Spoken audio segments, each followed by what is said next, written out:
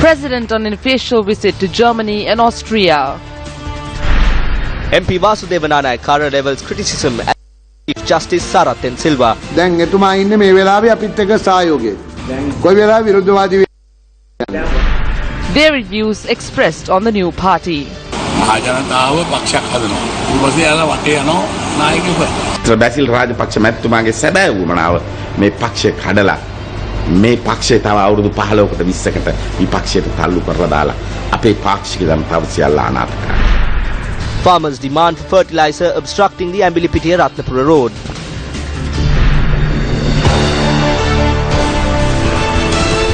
A very good evening to you. You're watching Prime Time News on Newsfirst. I'm Chaturanga Hapuarati with my co-anchor Florin Rajendran. Good evening, Florin. Good evening, Chaturanga, and a very good evening to all our viewers. Before we take a look at our top stories, a reminder to our viewers that you can join the conversation on current news topics on Twitter by following @newsfirst_en and using the hashtags featured on our main stories tonight.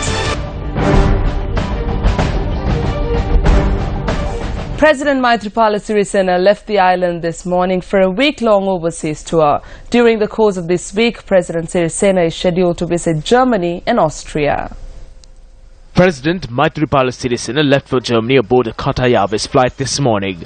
The president will visit Germany for 3 days upon an invitation extended by German Chancellor Angela Merkel. President Sirisena is the first Sri Lankan head of state in 43 years to be extended an invitation to Germany. A special ceremony is set to be held on Wednesday the 17th to welcome the president, following which he is scheduled to tour the German parliament, where the president will meet with its high-profile representatives. During his visit, President Maithripala Sirisena will also hold bilateral discussions with several key figures of the government of Germany. During his visit, President Maithripala Sirisena will also hold bilateral discussions with several key figures of the German government. After concluding the 3-day visit to Germany, the president will leave for Austria on the 19th of February for a 2-day visit. Here, President Sirisena is set to meet with Austrian President Heinz Fischer and hold bilateral talks with several government representatives. So, visit of His Excellency President tomorrow to Berlin would open a new chapter of relations between our two countries. It will not only help in politically strengthen our two relations, but also economically. That will open more opportunities for Sri Lankan businessmen as well as German business community to invest in Sri Lanka. 2 girls who were bathing in the Kalni River in Sedawatha Lanka are missing and are feared to have drowned. The police say that 3 14-year-old schoolgirls were bathing in the river when 2 of them drowned while the third was rescued by a bystander. Incidentally, the 3 girls are relatives of the individual who was shot dead recently in Vallampitiya and had been attending the 7th day almsgiving. They are residents of Alpitiya in Gaul.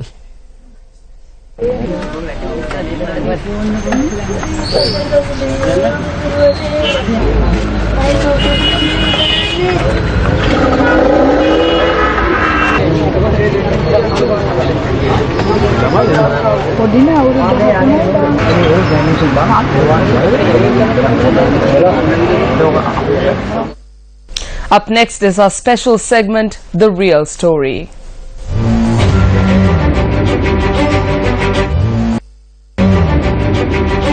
Retired Judge Sarath N. Silva was handpicked by former President Chandrika Bandaranaike Kumaratunga to fill the post of Chief Justice during her tenure as President in the year 1999.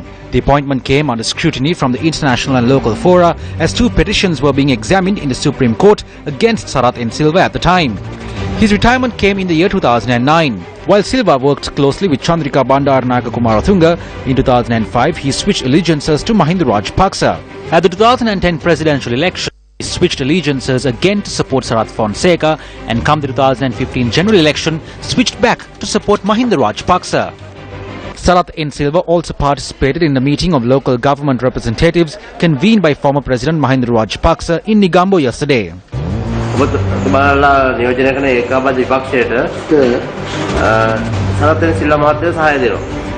සහයෝගය දෙන බව දන්නවා. ඔව් ඊයේත් ගිහලා එකතන කතා කරන්නේ. ඊයේත් ඇවිල්ලා ඒ කතා කරා. ඔව්. ඒකට කලින් මේ මහින්ද රාජපක්ෂ මහත්තයාට බෑන්නා පොගේ කාලේ. ඔව්. ඒකකොට එහෙම කණ්ඩායමක් එහෙම කට්ටියක් ඉවත් කරගෙන අලුත් ගමනක් යන්න ඔබතුමාලා හදන්නේ. ඒකෙන් තීන්දුව කරන්න ඕන This must be decided by Mahinda Rajapaksa, not I. Sarathan Silva has joined him now, but he has scolded him in the past and rejoined him on several occasions. He was appointed by Chandrika Bandaranaike. At the time, he was very close to Chandrika Bandaranaike. He was very close to Mahinda Rajapaksa. They say he's a friend for all time. Incidentally, he was also very close to Sarath Fonseca. At various points in time, he has been close to various leaders as per his understanding, and at times he has been opposed to them. He is with us at the moment, but I cannot say when he will oppose us.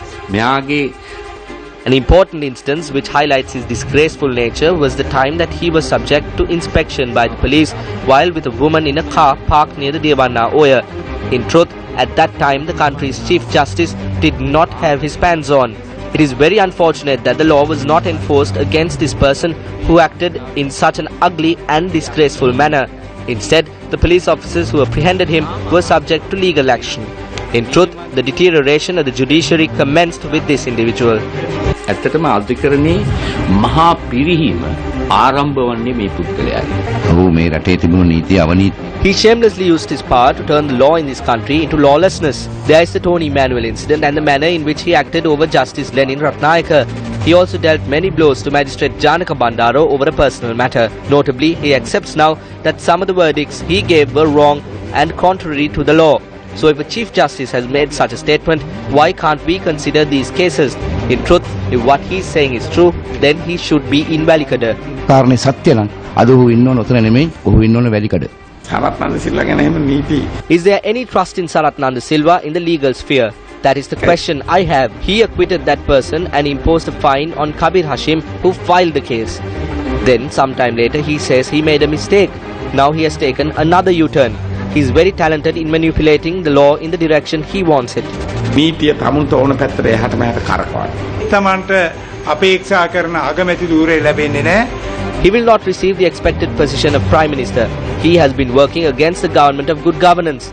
Now he has joined with Mahinda Rajapaksa, who is trying to form a new party in the hope that he will be made party chairman, so he can make the dream of that political position a reality. This is what Sarath Nanda Silva is trying to do today. හිනේ සැබෑ කරගන්න තමයි සරත් නන්ද සිල්වා දැන් මේ දඟලන්නේ. The Sri Lanka Freedom Party expressed views regarding the meeting of local government representatives in Negombo convened by former President Mahinda Rajapaksa. We sent around 50 persons for this meeting. We took a head count of all the people who went there. We also have photographs of each individual. It is with responsibility that I tell you that the actual number is not 1,400 of the 1,447. A total of only 551 former Pradesh Sabha and Urban Council members, including chairman and deputy chairman, attended this meeting. Minister S.P. Dissanayake also commented on the party chairmanship. The former president claims that the powers of the executive president were used to take over the party leadership from him. This is completely false. The two laws which Mahinda Rajapaksa included into the constitution to hit out at Madam Chandrika backfired on him. What were these two laws? One was if a member of the party is elected as president, he or she will by default be appointed as chairman of the party. However, we did not idle around. We convened the party central committee where it decided to suspend the membership of the general secretary at the time and the rest who defected with him, after which we brought Mahinda Rajapaksa back as the chairman of the party. The true story at this instance, with everything done and dusted, two very crucial issues cropped up. One was for Shuranti Rajapaksa and the other was for MP Namal Rajapaksa. So they came and spoke to President Maitripala Sirisena about it. There were attempts to arrest them over these two issues. But the president said that he will not interfere in the investigation process, but urged that the country's first lady not be arrested like that. This is when the two presidents met quite urgently and signed the resignation letter. This is the truth. ඉතාම හදිසියෙන් කලබල කරලා ඉල්ලා සිමෙලියුමට අසං කර. මේක තමයි ඇත්ත. The minister also spoke about the attempts to split the party. The sole aim of our dear friend Basil Rajapaksa, who has taken the forefront to split the party, is to put the party in the opposition for the next 15 to 20 years and leave the members of our party helpless. Therefore, I would like to request you to not join hands with this crime. මේ අපරාධයට සම්බන්ධ වෙන්න එපා කියලා කියන්න කැමතියි. The minister also recalled a story from the past. Maithripala Senanayake මැතිතුමා Maitripala Senanayaka, Anura, son of Madam Bandaranaike, Mahinda Rajapaksa and Basil Rajapaksa broke away from the party. However, a year later, their party gradually began to crumble. So they all returned to the party with an apology letter and after filing a 2 rupee application form. Mahinda Rajapaksa said that he did not break away from the party, but he did take the entire party with him. පක්ෂයේ උදුරගෙනම ගියේ ගෙම්බෝ කියලා අනිත් අයට කියනවා. එයාට අපි අර එහෙම ගියට ඒකට නෑ. එයා ගෙම්බනේ හූරගෙන ගිය කලවැද්දා පක්ෂේ. During a visit to the Morogola beach in Alutkama today, former President Mahinda Rajapaksa expressed the following views to the media. The mental stress that they are giving me is greater than the electric chair. It is just like the electric chair except that this lasts for all time.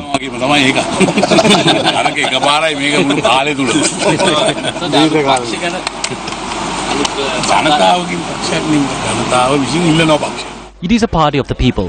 The people are asking for this party. They are looking for a leader. That is all that has happened. This is what I see. The people will form a party and will go around seeking a leader.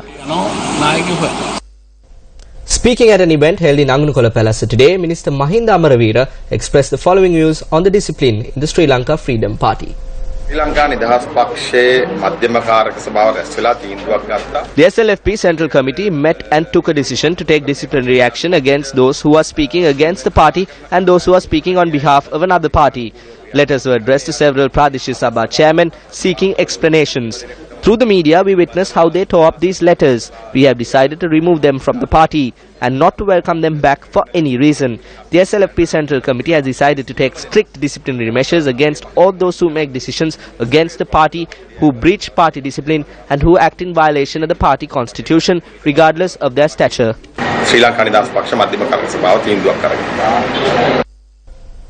A memorial event was held in Colombo today to mark the 28th death anniversary of the late Vijay Kumaratunga.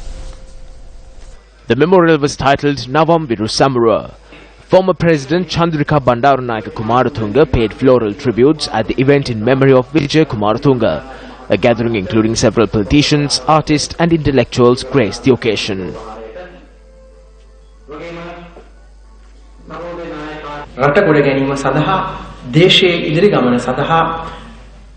We have a government which has put forward a new program to rebuild the country and move forward within the nation. I believe that we have been given an opportunity through this to make Vijay's dream a reality. I believe that everyone who is trying to stop this and everyone who is using Vijay's name to stop this are engaged in an act of treachery. I believe the biggest catastrophe that we are facing are the narrow and ugly political leaders and individuals who act for their own political benefit. I pray that the people of this country will at least now have the wisdom to understand the golden opportunity at hand in spite of what these individuals say. I'm certain that wherever Vijay is, he is giving his blessings to our journey.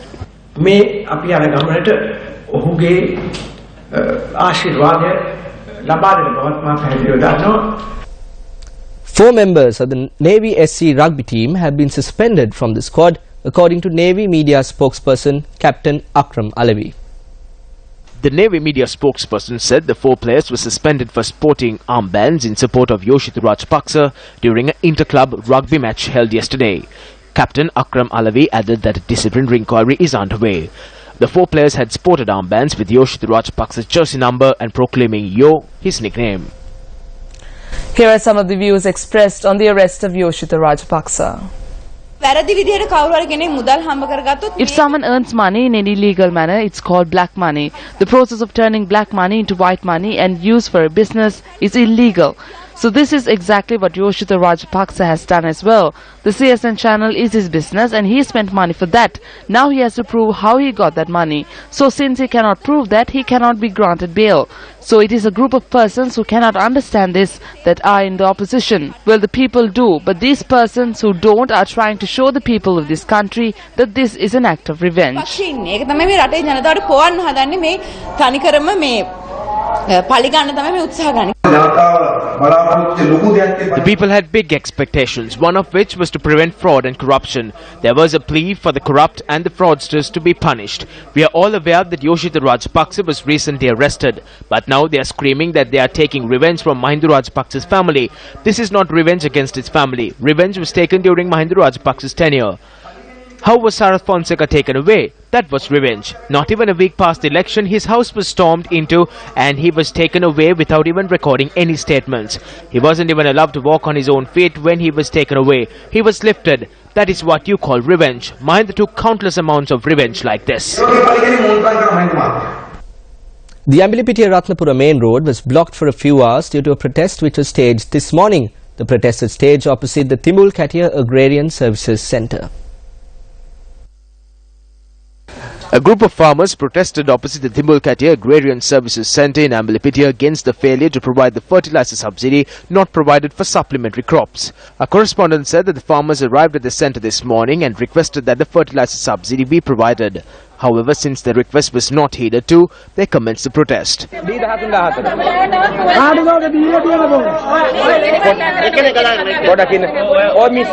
The demonstrators obstructed the Ambulipitiya Ratnapura main road, completely hampering vehicular movement. Our correspondent added that only ambulances were granted passage by the protesters. The group dispersed around 5 in the evening after 2 provincial councillors arrived at the location and held a discussion with the protesters. ආපු පෝර තෝගේ මේ කඩවල වලට විකුණලා ගබඩාවල හංගලා ගෙවල් වල හංගලා මේ කරලා තියෙන වංචාවට අපි පෝර නැතුව මේකට टन 3000ක් ඇවිල්ලා තියෙනවා. දෙනවා ඒව ටිකක් හරි ඊට කලින් ගෙනත් දෙන්න කියනවා. ඒ නැතත් අරග හම්බ වෙනවා. 4 people were injured in a pile-up in Imaduwa, Pinnaduwa on the Southern Expressway today. The accident had taken place close to the Imaduwa 91L mile post this evening. The incident occurred when a jeep veered off the road and crashed into the security fence, following which 2 cars and a bus travelling behind the jeep crashed behind one another. The injured were admitted to the Karapitiya Teaching Hospital.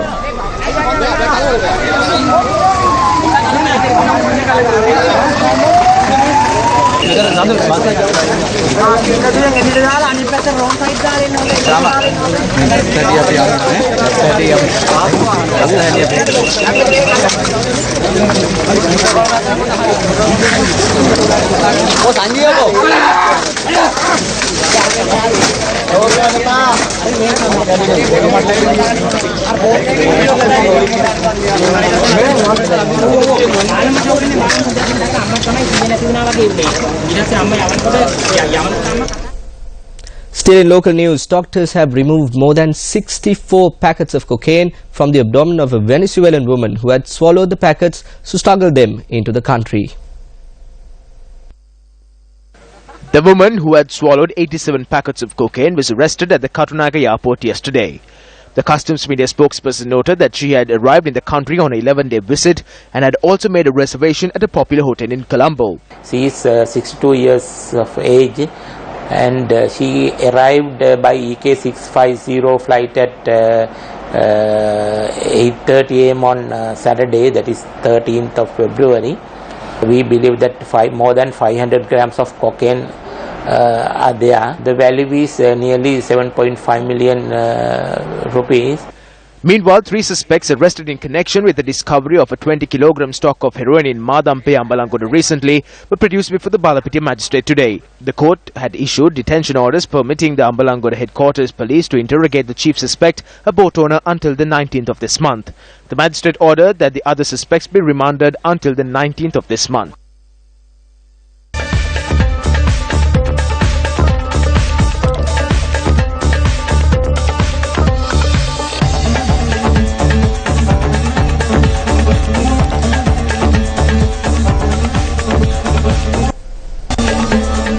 The Central Bank of Sri Lanka launched an auction today for the issue of Sri Lanka development bonds for $75 million. The CBSL noted that bids would be accepted until 10 a.m. on the 19th of February. 6 months LIBOR for USD plus margin through competitive bidding and a fixed rate arrangement where the fixed rate would be determined through competitive bidding. Foreign citizens and entities, non-resident Sri Lankans, Sri Lankan dual citizens, authorized dealers in foreign exchange, primary dealers in government securities, specified companies that have entered into agreement with the Board of Investment of Sri Lanka, and specified insurance companies registered under the Regulation of Insurance Industry Act are eligible to submit bids. The bonds are also exempt from income tax paid in Sri Lanka. A workshop for parliamentarians on sectoral oversight committees commenced under the patronage of Prime Minister Ranil Wickremesinghe today. The three-day workshop will focus on several key points and is intended to educate MPs on the function of oversight committees. Members of the UK House of Commons, Fiona McTaggart and Richard Bacon, are also participating in the workshop as resource personnel. Parliamentarians are a group of public representatives. It is pointless to appoint some of them as ministers and deputy ministers and discard the rest. The way we are going, it might turn out that even backbench members of the government, let alone the opposition, will have nothing to do. For some time now, power has been held by officials, a handful of ministers and some of those surrounding them. So we need to rid ourselves of this system and give more weight to Parliament. It is Parliament that adopts the Constitution. It is Parliament that decides on state policy with regard to provincial councils. It is Parliament that governs public finance. Neither the President nor the Cabinet holds these powers. In fact, through a new Constitution, we must seek to strengthen the powers of Parliament. Today we are taking a further step to further strengthen democracy, that is in that the implementation of the oversight committees is something new to Sri Lanka and also something new to this part of Asia.